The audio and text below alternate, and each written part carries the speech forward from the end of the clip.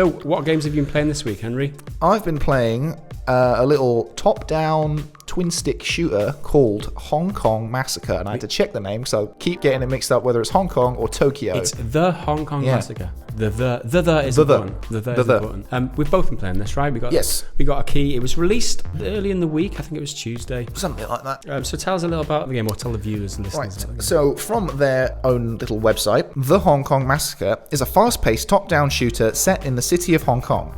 Inspired by Hong Kong action movies, the game lets the player engage in hard-boiled gunfights around the city in levels ranging from restaurants to building rooftops. Hard-boiled gunfights, is that an expression? Like hard-boiled? Like an egg? Comparison with eggs. Yeah. It's not the best promotional line, is it? Do you have scrambled gunfights? Well, I guess you kind of do if there's people on the floor and shit. Do you have fried? It doesn't sell it to me. If they were selling eggs and they said it was hard-boiled, then I'd know specifically. What are you getting? Set in Hong Kong around 1992, the game follows a former police detective set out to seek vengeance for his partner, who was brutally killed by the Triad. The game features slow motion and dive dodge mechanics to aid the player engage in epic gunfights. Every shot is deadly, so there is no room for mistakes. Each level contains not only enemies to kill, but different challenges for the player to complete that unlocks weapons and equipment. So the key bit to remember there is every shot is deadly. So they all die in one hit, great, but so do you. Yeah. And that's what makes it a little bit more challenging, because the bullets are tiny, but you can't really avoid them because they're tiny and fast, so you don't necessarily have the opportunity to just step out of the way, which is where this dodge mechanic comes in, which is what makes it really interesting, because you can kick through a door, hit the dodge button, you do a roll, and then all bullets coming towards you, you dodge, you like slide under them or cartwheel around them. You're invulnerable while you're in dodge mode. Yeah, and for a couple frames. Seconds, but you can't spam it, so there's definitely a period of vulnerability in between the dodges. There's a cooldown. And you've also got the ability to slow down time, which really helps slow motion. So it is very difficult to begin with, because you've got these two buttons as well as moving around, and we're playing out on PC, by the way, so it is available on PS4, but not Xbox. Not Xbox, which is it's a little odd. Important. The gameplay is very tight and very fun. Yes. Right? Add that to the aesthetic, which we haven't talked about yet. The gameplay is very much like Hotline Miami. The Hotline Miami game is a very controversial series if you've seen that, because there was one scene in it, but I'm not going to talk about it. Yeah. But anyway, it's a top-down shooter in that vein, but the aesthetic of it is like cyberpunk. It's just kind of like gritty Hong Kong underworld. Everything's kind of dirty and crap, but there's this like neon sheen to a lot of it. It's really cool. It's very cool, because you add that to like the particle effects and stuff. And when you're shooting and the destruction in the environments, you can shoot through certain walls and windows and doors. It's a very satisfying gameplay mechanic. And you've got to keep moving, because there's people shooting at you and they've got all kinds of weapons. Pistols, like machine guns, shotguns, whatever. There's bullets everywhere. And if you're not dodging and moving, you're going to die. It reminds me a little bit of like The Matrix sometimes, where you burst into a room and there's like maybe 3 enemies shooting, and then you can slow down time. So and you can also do the Neo kind of the rolls and shit, and vault and stuff. And it's very satisfying. It can lead to very satisfying situations where you jump in, you vault into a room in slow motion, bullets are flying everywhere, and you're taking out 3 guys within a second. And there are certain moments that are like, yes, this is fucking fun. Like The Matrix is one thing that really conjures up for me, because the slow-mo, but also John Wick, because those movies are brilliant. Because like, I don't know if you've seen them, but pretty much any time he shoots someone, it's one shot and they're dead. Yeah. And it's so efficient, and it's just so satisfying to watch, because the fight choreography is so well put together. It's none of this shaky cam bollocks. So you jump into the room, you shoot everyone, and because they're all dead in one hit, job's done. But you also get different kinds of weapons. So if you've got, I think you can get a pistol, which you can then upgrade a bit, so you can have like extra magazines, or you can dual wield. You get shotgun, you get SMGs, which is easily the best one.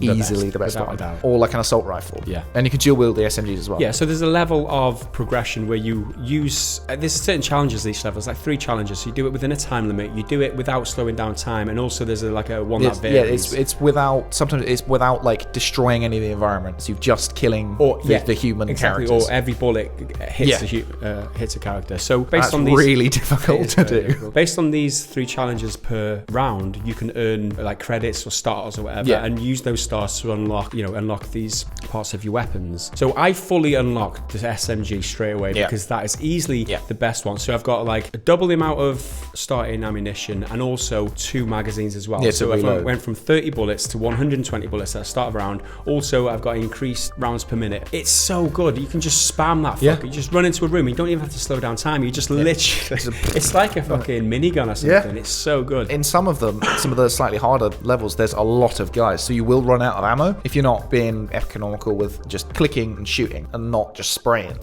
You can pick up the other guys' You can weapons. pick up enemies' weapons, but you can also pick up the enemy's weapons to get the ammo, but then swap it back out for the one you've just dropped. So if you run out of ammo with the SMG, you can pick up a handgun, drop the handgun, pick up the SMG again, and you'll have a limited amount of bullets. You'll have like 30 bullets. Yeah. So you can kind of reload your weapon by just picking up and dropping. I don't know if that's intentional or what. You can also reload a shotgun, for example, with bullets from a handgun, which is weird. But I hadn't noticed that. And shotguns, by the way, are super powerful. Short range. Yeah, very short range. So they're very, I don't know, I don't use it that well because I don't want to get that close to anyone. Yeah, that's the thing. Like the distance is your friend, right? The distance you have between you and the enemy. And you can shoot through doors as well, which is pretty cool. Yeah. And you really shoot a door and it flips open, and then because if they're standing behind the door, they don't know you're there. You can't see them. Shoot the door, flip it open like a saloon kind of door or something. It just swings. It swings on its hinges, and then you take them out, and it's so sweet to do things like that. So there's like a handful of maps per day or something, because you go to these areas and there'll be like a rooftop, a restaurant, a alleyway, blah blah blah, and then you skip to the next one, and it's like 3 days earlier or something. Yeah. So the story starts out where you're talking in an office with like a police. I didn't follow it too. The story isn't really that important or very good either. I must say that about it. For all the compliments that we're giving this game, the story isn't great. It's just not really present. It's not really that necessary. It's a framing device more than anything. Yeah. So you start out having a conversation saying, "Oh, this is what happened 3 days ago." So, and then you jump back and then you start playing the game as in you're living out what happened 3 days ago. So that whole day or that whole period that he's describing in the office, right, sets out like a level. So there might be 6 stages during this one level, at the end of which you've got a boss fight. Yeah, the boss fight, which is really good. It's a thing that Hotline Miami didn't have, and I think it's a really good addition. They're quite challenging as well, because they can still kill you in one hit, but they've got an actual health bar, so you've got to wind them down, and there's other idiots in the thing that you got to deal with. Yeah. And it's like a level that goes from bottom to top here now, and the boss is on the right hand side, and you can't access the area that he's in, so you have to, every time you hit him, he kind of moves up the level, so you've got to move parallel with him, trying to take him out behind the cover and stuff, at the same time as there are enemies on your side as well. Like you said, one shot kill, but for them, you've got to take 6 or 7 shots or 8 shots to kill them. It's a very interesting take on this whole gameplay mechanic. And like some of the enemies can dodge as well. You burst into a room, you're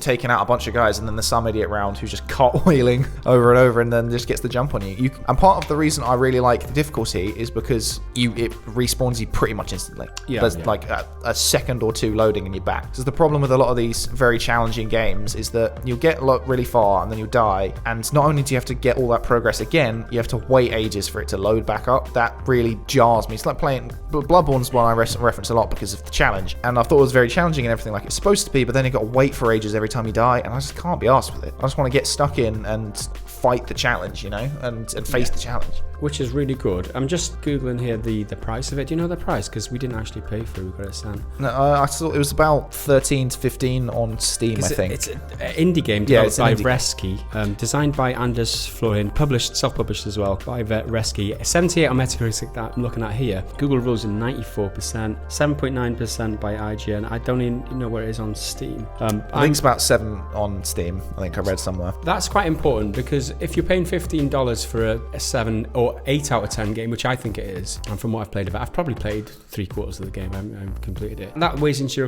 equation of whether the game's worth it or not, right?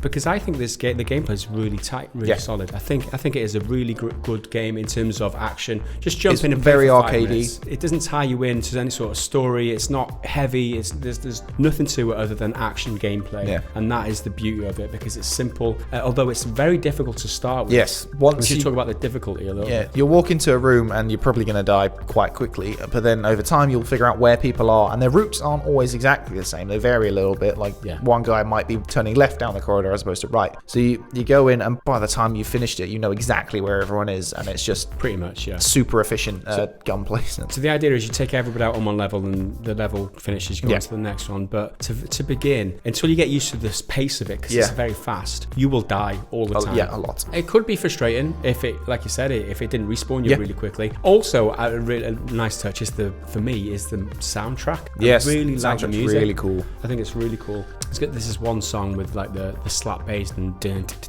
yeah, it's very funky and very upbeat. But all like dark electronic as well. Yeah, a lot of dark electronic music in it too. It's a really good soundtrack, and unfortunately, it's not available on Spotify or whatever. It'd be cool. I just listen to that. I very rarely say this, but I would listen to that soundtrack in my spare time.